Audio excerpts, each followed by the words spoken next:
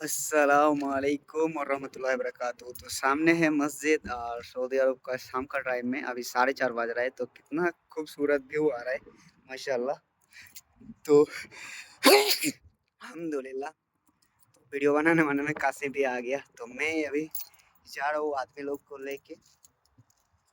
तो सो रहा हूँ, सोच रहा हूँ आप लोग के लिए छोटा सा एक रील बना के देता हूँ और सऊदी अरब का व्यू भी दिखा देता हूँ शाम का टाइम में कितना खूबसूरत लग रहा है।